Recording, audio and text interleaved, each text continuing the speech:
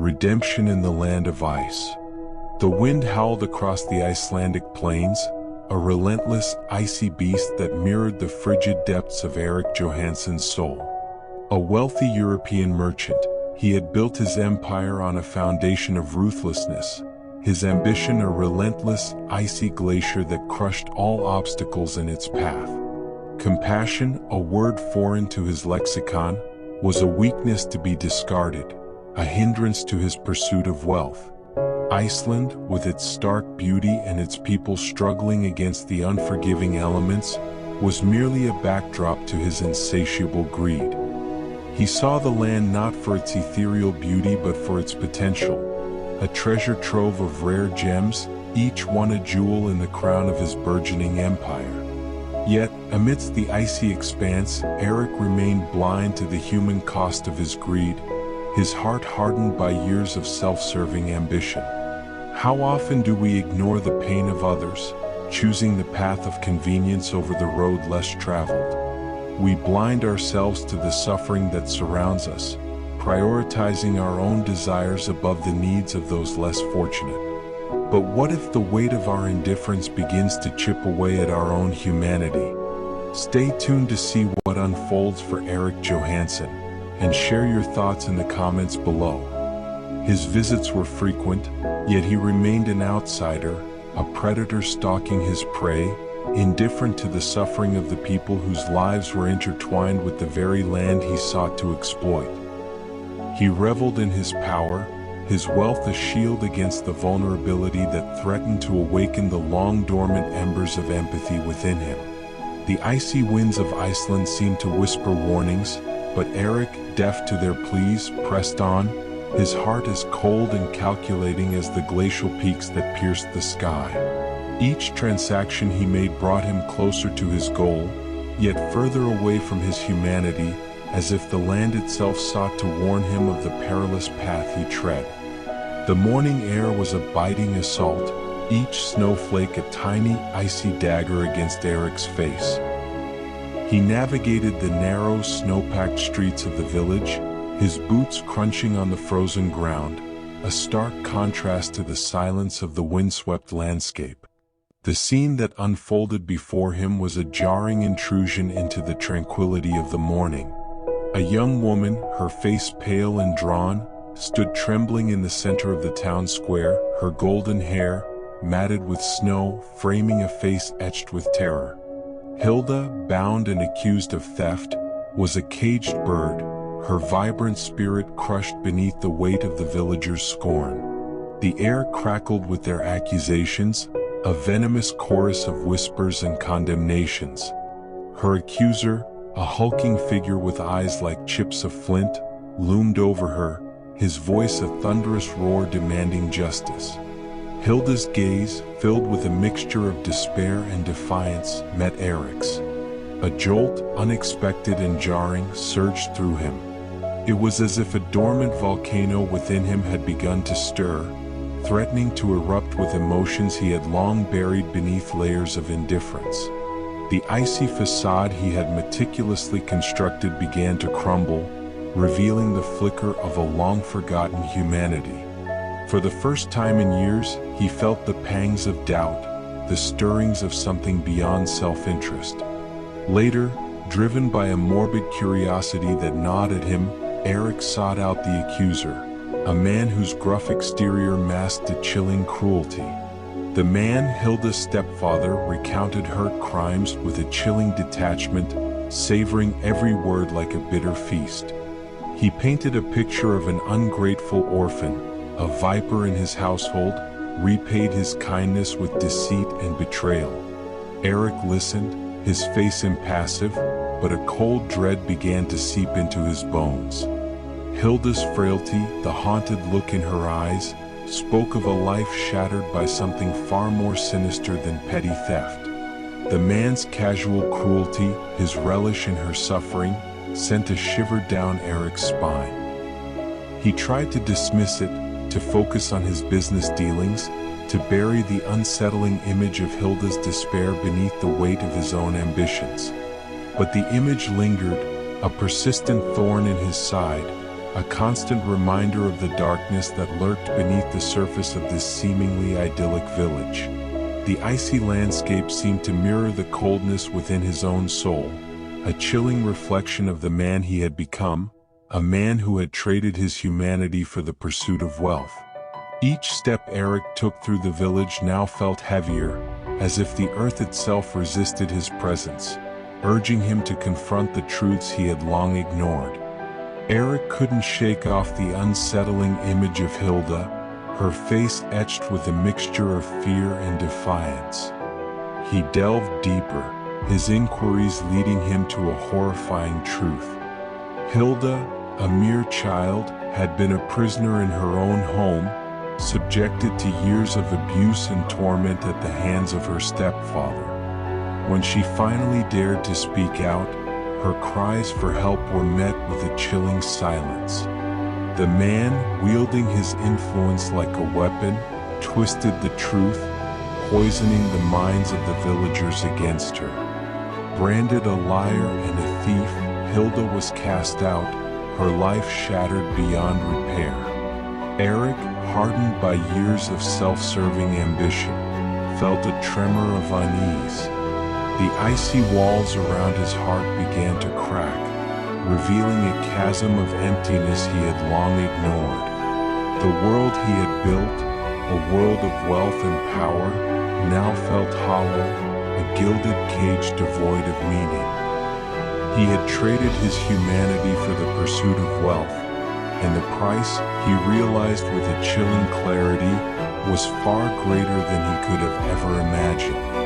The weight of Hilda's story began to weigh on him, forcing him to confront not only her plight but his own complicity in the suffering of others. That night, Eric found himself drawn to Hilda's holding cell, a dilapidated shack on the outskirts of the village. The wind howled, rattling the thin wooden door, and the icy air seeped through the cracks, mirroring the coldness that had taken root in his own soul. Inside, Hilda huddled in the corner, her frail figure curled against the cold, a poignant reminder of the human suffering he had so callously ignored. Eric offered her food, a blanket, anything to ease her suffering. But Hilda recoiled, her eyes filled with a mixture of fear and suspicion. "Why do you care?" she whispered, her voice hoarse with disuse. Eric was speechless. He had no answer, no grand declaration of sympathy. He only knew that he couldn't walk away, that the sight of her suffering had awakened a dormant conscience within him, a flicker of humanity that had been buried beneath the weight of his own ambition. The memory of their encounter lingered with him through the night, haunting him with the fragility of her existence and the callousness of his own. The warmth of his lavish quarters felt suffocating, a stark contrast to the icy despair of Hilda's cell. He lay awake, grappling with questions that had no easy answers, the walls of his certainty crumbling with each passing hour. The following day, Eric made a bold move that shocked the entire village. He offered an exorbitant sum for Hilda's release, his defiance a stark contrast to his usual calculated demeanor.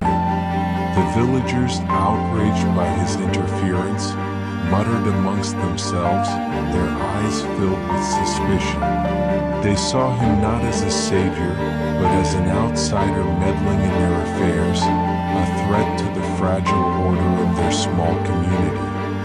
Hilda, bewildered and wary, was led away from the jeering crowd, her heart pounding with a mixture of fear and disbelief. She expected betrayal, expected the same cruelty she had endured for years. But Eric, to her astonishment, offered her refuge in his own quarters. He provided her with warmth, comfort, and the quiet space she desperately needed to heal.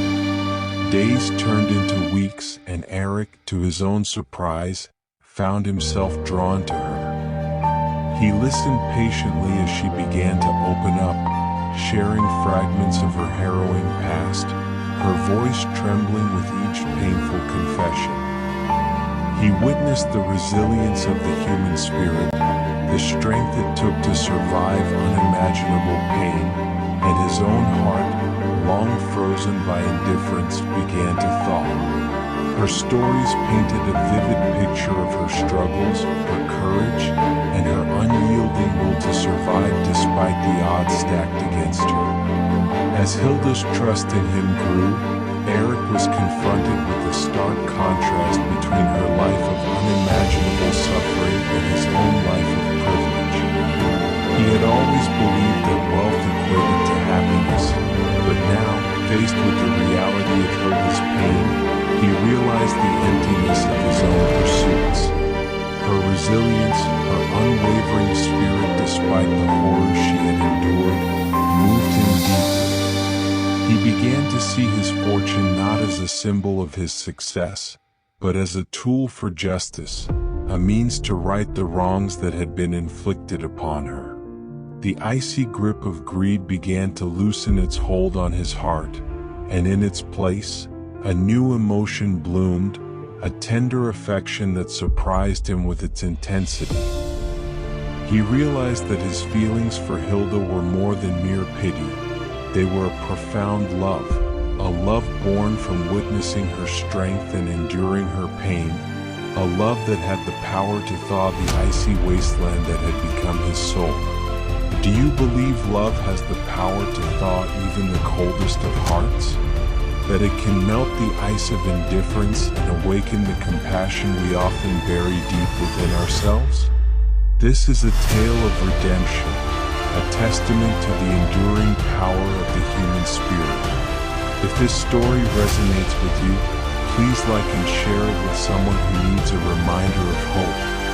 As Hilda and Eric presented their evidence to the village elders, a blizzard of biblical proportions descended upon the village, cutting them off from the outside world.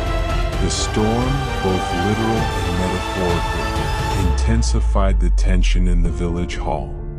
The stepfather, sensing his opportunity, launched a desperate counterattack. With a cunning smile, he accused Hilda and Eric of witchcraft, claiming the blizzard was a punishment from the gods for their sins.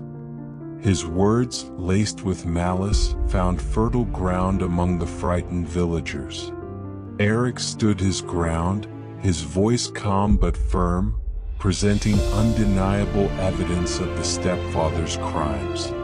The elders, swayed by the irrefutable truth and the courage in Eric's defense of Hilda, declared her innocent and banished the stepfather from the village. The blizzard raged on, but within the confines of the village hall, a different kind of storm had subsided. Hilda, free from her stepfather's shadow, began to rebuild her life with Eric's support. The villagers, initially wary, grew to admire Eric's unwavering commitment to justice. His transformation from a ruthless merchant to a compassionate advocate for the oppressed inspired a wave of change throughout the community. The ice that had once mirrored Eric's cold heart melted, revealing the warmth of a man who had found his purpose not in wealth, but in the selfless pursuit of justice and love. Months later, as spring arrived and the snow began to thaw, Eric and Hilda stood side by side at the edge of the village, watching the sun rise over the glistening landscape. The harsh, icy plains that had once symbolized Eric's indifference now reflected the promise of a new beginning. Together, they had found redemption, not only for themselves but for the village that had witnessed their journey. Their bond, forged in the crucible of suffering and resilience, was a testament to the transformative power of love and the enduring strength of the human spirit. Do you believe in the power of redemption? That even the coldest of hearts can find warmth in compassion and love? Share this story with someone who needs a reminder that it's never too late to change, and let us know your thoughts in the comments below.